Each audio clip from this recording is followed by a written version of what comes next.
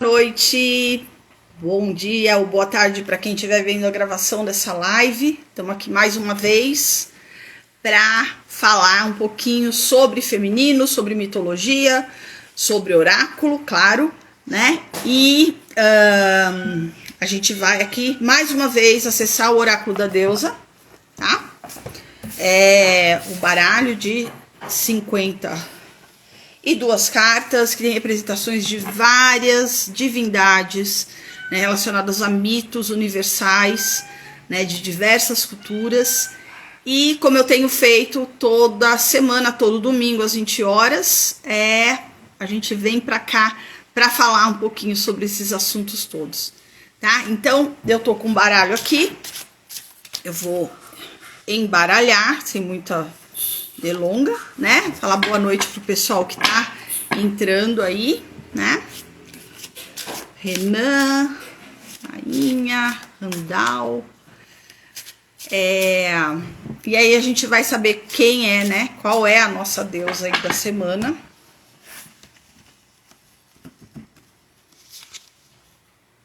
E é a Senhora das Feras.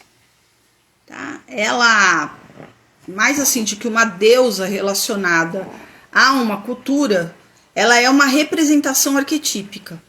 Tá? Ela tá ligada ao arquétipo da grande mãe, tá ligada ao arquétipo do grande feminino, tá ligada a esse arquétipo, né, que vai falar sobre essas questões que inclusive estão aqui representadas na imagem, tá?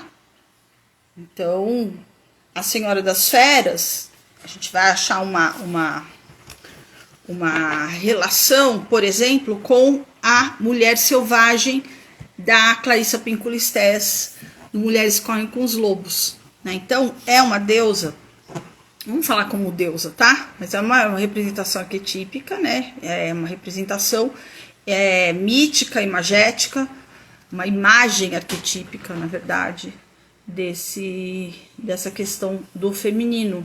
E na imagem vocês percebem que todas as figuras aqui, todas as fêmeas representadas estão grávidas, né? A mulher aqui, como também todos os animais, né? A gente tem uma leoa, tem uma égua, tem uma loba, tem um cervo, né? Uma cerva, na verdade, uma ursa. E tem uma coisa importante, que a gente vai ter uma lemniscata. Lemniscata é essa figura do 8 deitado, que vocês já devem ter visto em algum lugar. Todo mundo que se interessa por símbolo, por esoterismo e tudo mais, já se deparou com a lemniscata. Inclusive, a lemniscata tá acima da cabeça da carta do mago, quando a gente fala de tarô, tá? Que também é um oráculo, mas esse aqui não é um tarô, tá? É um oráculo. Há uma diferença. E a palavra que as autoras escolheram para colocar aqui na carta foi relacionamento, tá?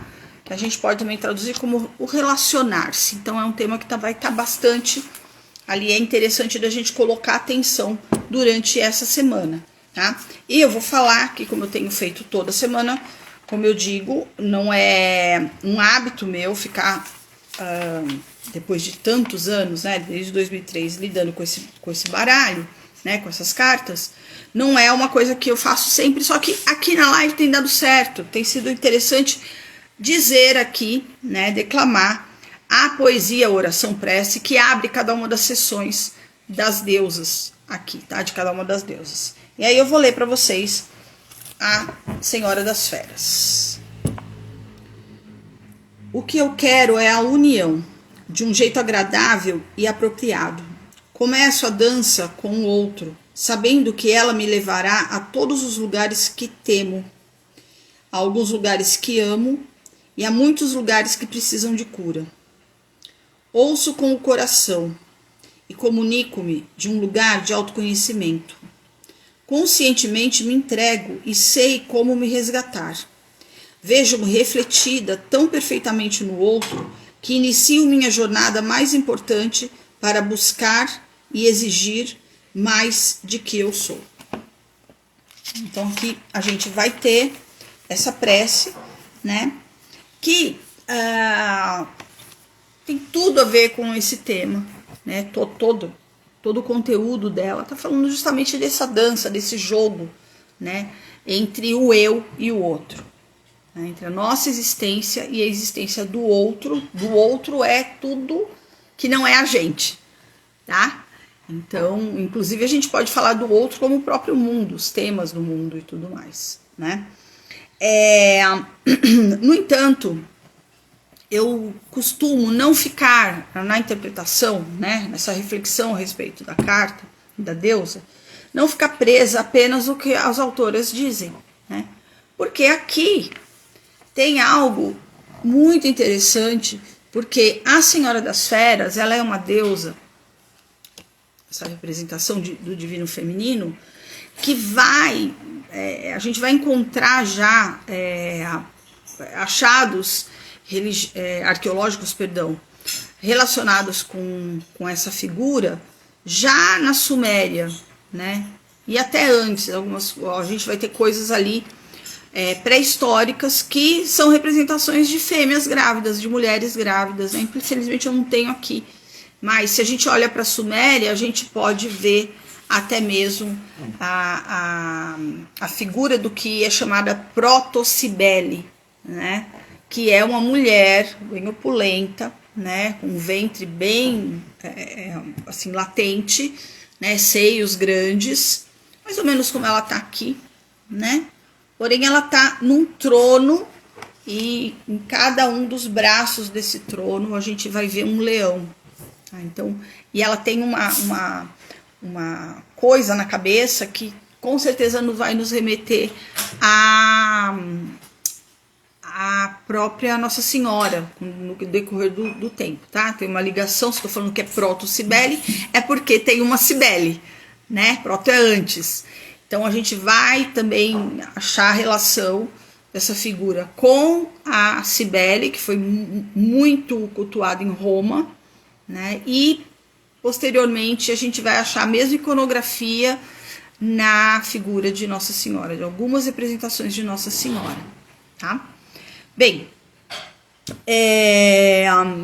aqui a gente também vai ter a questão do movimento, né? E do gerar as coisas a partir dos instintos, né? Porque a gente tem essas outras fêmeas de outras espécies aqui. Além disso, a gente tem nessa lemniscata, como eu estava falando, esse 8 deitado, dando esse movimento de todas as fases da lua. Então tem uma questão aqui também de ciclicidade. Se a gente for aí fazer uma conjunção de todas essas informações que eu tô dando aqui, desde a questão do relacionamento, dessa coisa da alteridade, né, entre a gente e o outro, a gente pode dizer que há uma necessidade de flexibilidade também, né, e de desapego. Vamos entender, eu já falei de desapego aqui em outra live, né? Esse desapego não é simplesmente largar, tá? Não é exatamente isso, né? Mais do que desapego, vamos falar do não apego. Tá? Desapego dá uma sensação mesmo de libertação, né? De liberação e de se desfazer daquilo. O não apego é a gente não ficar completamente condicionada, né, a essas relações, né, ao outro. Determinar quem eu sou a partir da visão do outro. E eu não estou falando apenas de relacionamento amoroso. A gente encontra isso na própria forma com que a gente lida com rede social, por exemplo. O quanto que a identidade de muitas pessoas está atrelada ao número de likes que ela recebe.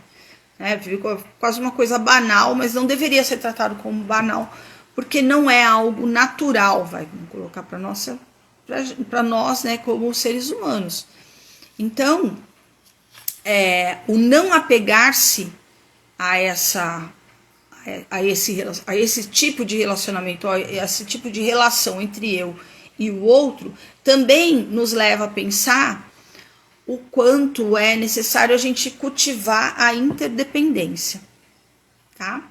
A interdependência, ela é vou colocar de uma forma meio objetiva aqui para vocês. A interdependência é um modelo ideal de relacionamento, tá? Porque ela na própria palavra, né, há ali uma troca, né, equilibrada, há uma relação, há uma conexão, mas não há uma dependência, ou uma codependência, né, que é bastante negativa para a gente, para mulheres principalmente, né? Culturalmente a gente tem aí uma história de codependência, né, nos relacionamentos amorosos. E isso acaba, claro, tá ali no inconsciente coletivo, tá no próprio imaginário social. A gente ainda tende a repetir esses padrões, tá? Mesmo que a mulher ela é independente, ela tem o trabalho dela, ela não sei o que, ela não sei o que lá, só que na hora do relacionamento, de repente, né, não só com um parceiro, parceira, mas também com o seu trabalho, com seus pais e tudo mais, com os filhos, porque não, a gente vai encontrar ali aqueles resíduos de codependência, tá? Por que eu tô falando isso? Porque tem tudo a ver com a própria imagem. As fêmeas estão grávidas. E por mais que esses filhotes, aí vamos colocar dessa forma, estejam dentro dela, são parte dela, né? No tempo certo, para que essa vida continue, inclusive a dela, ela precisa ali não estar apegada. O natural é o quê? O parto, né? Esse primeiro corte, né, que nós temos ali dos nossos pais, é o momento do indivíduo, que você vira alguém, né? Até ali você está dentro da sua mãe, né? E aí, claro que é muito mais complexo do que eu estou falando aqui, mas acho que tá dando para entender como linguagem simbólica, né? E o próprio ciclo lunar fala também sobre isso, né? Porque quando vamos falar do ciclo menstrual, tá? Que estamos falando de feminino aqui, né? Obviamente vamos nos remeter a isso. Então, o ciclo menstrual é perfeito, porque a gente vai ter a ovulação, que é, né, o momento da fertilidade, né? E se esse óvulo for fertilizado, né? Se houver o ato sexual e dali haver uma fecundação, a gente vai ter ali o princípio da vida, né? Se esse óvulo não foi fecundado, o que vai acontecer? Ele vai ficar ali durante um tempo, o útero vai fazer os movimentos dele, né? E vai vir a menstruação e esse óvulo se vai, né? E o movimento necessário até para renovar todo esse organismo feminino para que um novo óvulo venha no tempo seguinte, né? Então, vocês percebem que tudo gira em torno de movimento.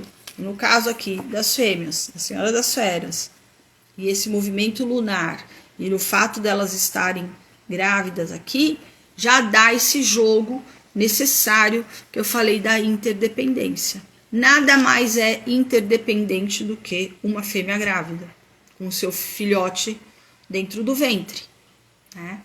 Porque há toda uma complexidade, né? O corpo da mulher muda, inclusive, todo o metabolismo dela, o campo hormonal dela muda, para que haja essa comunicação entre ela e essa vida que está se formando dentro do ventre dela, né? E no momento certo, como eu falei, há esse parto, essa criança vai ser alimentada por uma outra modificação que esse corpo vai sofrer, o corpo da mulher vai sofrer, né? Para que essa criança seja amamentada e cresça. E aí eu não estou falando novidade nenhuma, todo mundo sabe como é que funciona, tanto para o ser humano como para os outros mamíferos, né? Para outros animais o movimento é um pouco, a questão é um pouco distinta, mas a ideia é a mesma, né? É muito parecida. Então, deixa eu ver aqui o tempo da live. Tem mais um pouquinho para falar, então, deu 15 minutinhos. Tem uma figura aqui que também é importante, que está na cabeça dela, que é uma pomba, né? E a pomba aqui, ela também é o símbolo do Espírito Santo dentro do cristianismo, né? Também é um animal muito ligado a deusas da fertilidade, como por exemplo Afrodite, né? Então ali essa pomba aparece ali, ligada às luas, inclusive, né, demonstrando ali todo esse campo fértil que se faz. Então, para essa semana, eu diria que é interessante, segundo esse oráculo, né, se você estiver vendo, estiver interessado e quiser refletir a respeito disso, né, que a gente preste atenção, então, em como a gente está se relacionando com o outro e com o todo fora de nós, e também o relacionamento mesmo dentro, porque às vezes a gente fica apegada, inclusive, a alguém que a gente não é mais. Então, é uma semana propícia, segundo esse oráculo, para a gente refletir a respeito disso. Tem muito a ver, chegando no final de ano, a gente começa mesmo a pensar, dentre tantas coisas, como é que a gente está se relacionando com o mundo e com a gente mesmo. Então, eu acho que fortalece essa ideia, né? E o que eu queria reforçar aqui é a questão da gente refletir sobre interdependência para se libertar da codependência. Tá? Antes de terminar, eu queria falar para vocês que eu estou fazendo os meus atendimentos até o dia 21 de dezembro agora, daí eu faço uma pausa e retorno em janeiro. Então, se você quiser fazer um atendimento individual comigo, com o Mandala das Deusas, com o Oráculo das Deusas, são várias modalidades, é tudo bonitinho lá explicado no meu feed, né? Eu vou compartilhar nos stories novamente e é só entrar em contato comigo, tá bom? E aí a gente se vê durante essa semana. Se você entrou nessa live por acaso e ainda não segue esse perfil, te convido a seguir e também conto com o Triple C, né? Como falam, né? O C triplo, que é curtir, comentar e compartilhar. Bom, então, muito grata que a gente tenha aí uma semana abençoada e aqui a Senhora das Feras aí nos inspire. É isso, vejo vocês por aqui. Beijo, tchau, tchau.